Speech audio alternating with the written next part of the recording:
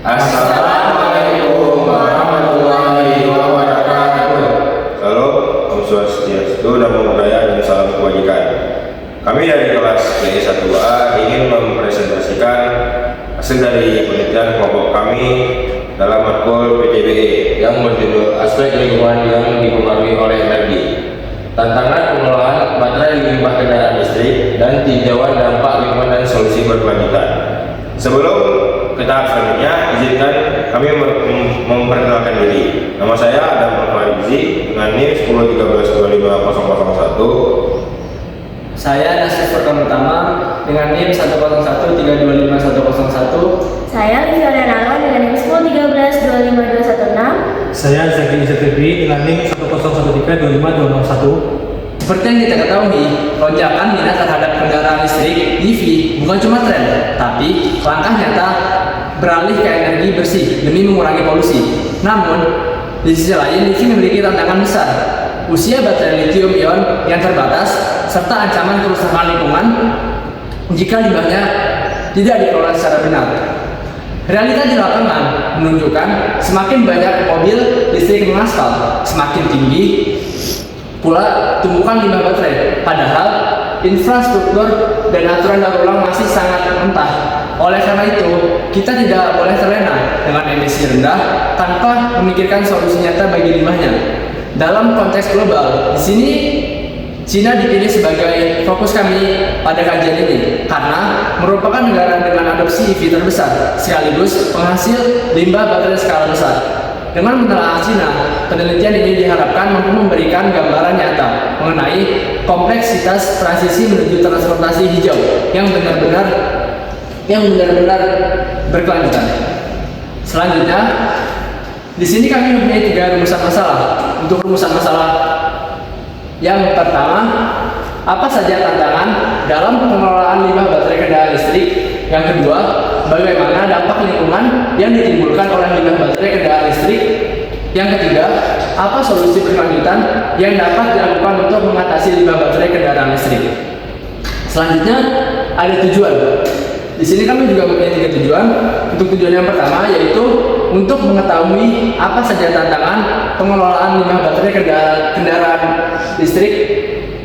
Untuk tujuan yang kedua yaitu untuk menganalisis bagaimana dampak lingkungan yang ditimbulkan oleh limbah baterai kendaraan listrik. Tujuan yang terakhir yaitu untuk mengetahui solusi berkelanjutan yang dapat dilakukan untuk mengatasi limbah baterai kendaraan listrik. Nah, selanjutnya untuk metode penelitian. Metode penelitian yang kami pakai adalah metode study library atau library research yang berfokus pada pengumpulan data, penelaan, dan pengolahan data literatur tanpa harus turun ke lapangan. Nah, kami mengumpulkan datanya secara selektif dari buku-buku, jurnal-jurnal ilmiah, dan juga laporan resmi lainnya. Seperti yang kita ketahui, baterai lithium ion mendominasi kendaraan karena daya simpannya yang tinggi dan pengisian yang cepat. Namun memiliki umur pakai yang terbatas sehingga saat sudah tidak optimal lagi buat mobil akan menjadi limbah. Nah, secara teknis, baterai ini terdiri dari anode, katode, dan pemisah yang mengandung bahan logam berat dan seperti kobalt, lithium. Kandungan tersebut termasuk kategori limbah B3 yang bertindak sebagai bom waktu bagi ekosistem. Nah, jika terjadi kebocoran, logam berat dapat mencemari tanah dan air, sehingga jika masuk ke dalam bahan makanan manusia akan menyebabkan penyakit kronis. Oleh karena itu, diperlukan adanya kesadaran masyarakat serta kebijakan pemerintah yang ketat dalam pengelolaan limbah B3, mulai dari pemisahan hingga proses daur ulang guna mencegah kerusakan lingkungan permanen di masa depan. Nah, seperti yang sudah saya jelaskan tadi, limbah baterai lithium ion ini dapat mengancam lingkungan melalui kebocoran logam berat dan elektrolit beracun yang mencemari tanah serta sumber air. Selain meningkatkan emisi gas rumah kaca dan polusi udara, tumpukan sampah elektrolit di tempat pembuangan akhir dapat berisiko menyebabkan kebakaran dan ledakan kimia yang melepaskan gas berbahaya ke pemukiman padat.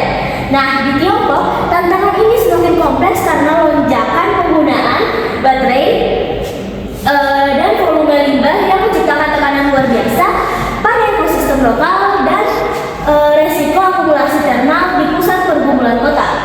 Jika sistem filtrasi pada daur ulang secara industri gagal, maka residu lithium dan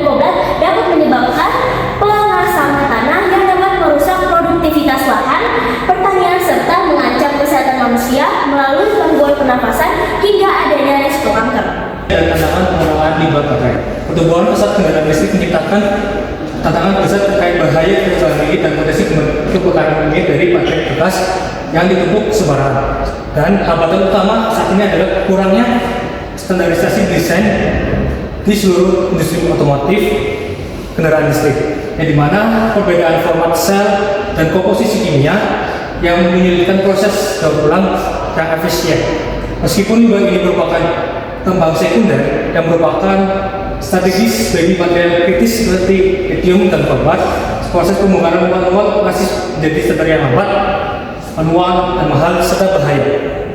Sebenarnya di sini ada solusi berkelanjutan. Jadi untuk mengatasi dampak negatif limbah secara nyata diperlukan pendekatan terpadu untuk melalui penerapan prinsip ekonomi sirkular seperti pemanfaatan baterai bekas untuk didaur ulang. Baterai bekas memiliki material yang bernilai tinggi. Langkah strategi lainnya mencakup penguatan regulasi Extend Produce Responsibility (EPR), inovasi teknologi hidrometalurgi, serta peningkatan edukasi pada masyarakat dan penggunaan akses sedikit pengumpulan. Sebagai contoh, Tiongkok telah memimpin dengan menerapkan sistem identitas digital untuk memantau siklus hidup baterai. Akan menjelaskan jenis baterai kendaraan listrik. Jadi jenis baterai kendaraan listrik itu ada 4, yaitu yang pertama ada baterai electric vehicle atau BEV yang hanya menggunakan baterai listrik. Terus yang kedua ada hybrid vehicle (HEV). Dia itu menggabungkan mesin pembakaran dengan motor listrik. Plug-in hybrid electric vehicle itu biasanya diisi dengan daya melalui listrik dan memiliki mesin konvensional. Itu biasa dimiliki oleh mobil-mobil modern seperti sekarang. Terus yang terakhir ada fuel cell electric vehicle. Dia menggunakan hidrogen untuk menghasilkan listrik. Selanjutnya saya akan menerangkan manfaat transportasi listrik. Jadi transportasi listrik memiliki manfaat antara lain mengurangi emisi karbon, dia membantu menekan polusi udara. Terus ada biaya operasionalnya lebih rendah. Jadi kendaraan listrik atau transportasi listrik ini biaya operasionalnya lebih rendah daripada transportasi yang menggunakan mesin konvensional. Selanjutnya ada efisiensi energi lebih tinggi. Jadi yang sama seperti yang tadi, kendaraan transportasi listrik ini lebih efisien dibandingkan dengan energi atau kendaraan yang berbahan bakar fosil seperti sekarang. Selanjutnya yang terakhir adalah pengurangan kebisingan. Nah, jadi kalau kendaraan listrik itu dia biasanya lebih tidak ada suara, jadi lebih tenang dibandingkan kendaraan konvensional seperti sekarang yang memiliki suara lebih besar daripada kendaraan listrik. Selanjutnya ada dampak positif terhadap lingkungan dengan beralih ke transportasi listrik. Jadi dengan kita beralih ke transportasi listrik, kita tuh dapat mengurangi efek gas rumah kaca, terutama itu di polusi udara. Selanjutnya ada dampak perubahan iklim. Juga kita kalau pindah ke energi listrik, kita dapat mengurangi pemanasan global. Yang menjelaskan tentang peran pemerintah dan regulasinya, pemerintah berperan penting dalam mendorong transportasi melalui subsidi dan insentif pajak, regulasi emisi kendaraan, dan investasi infrastruktur. Nah, subsidi dan insentif pajak mempermudah masyarakat membeli kendaraan listrik. Regulasi emisi kendaraan membatasi kendaraan yang menghasilkan emisi tinggi, dan investasi infrastruktur mendukung pembangunan stasiun pengisian daya.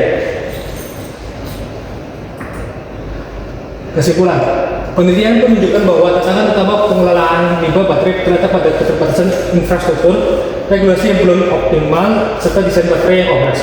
Dampak lingkungan yang ditimbulkan sangat serius, misalnya mencakup pencemaran logam berat dan tanah serta air, serta berisiko kebakaran kimia yang membahayakan kesehatan. Sebagai solusi berkelanjutan, diperlukan penerapan ekonomi sirkular melalui pemanfaatan second life, dari mana teknologi daur ulang yang efisien serta penguatan kebijakan extended producer responsibility agar transisi energi hijau dapat berjalan secara tuntas dan ramah lingkungan. Saran pertama adalah regulasi pemerintah. Ini segera menyusun dan menegakkan aturan khusus untuk mengenai limbah baterai, termasuk sistem extended producer responsibility atau EPR dasar dan daur ulang yang ketat. 2. Fasilitas infrastruktur, yang dimana membangun fasilitas yang memadai seperti fasilitas daur ulang dan melalui investasi swasta dan kebijakan publik. Yang ketiga, fasilitas infrastruktur, yang dimana membangun fasilitas daur ulang baterai modern yang terbesar yang tersebar di berbagai wilayah di Indonesia. Yang ketiga, riset dan pengembangan, dorong kolaborasi akademisi dan industri untuk mendanai teknologi daur ulang. Itu yang dapat kami sampaikan dari hasil penelitian maupun presentasi kami. Lebih dari kurang kami mohon maaf. Assalamualaikum warahmatullahi wabarakatuh.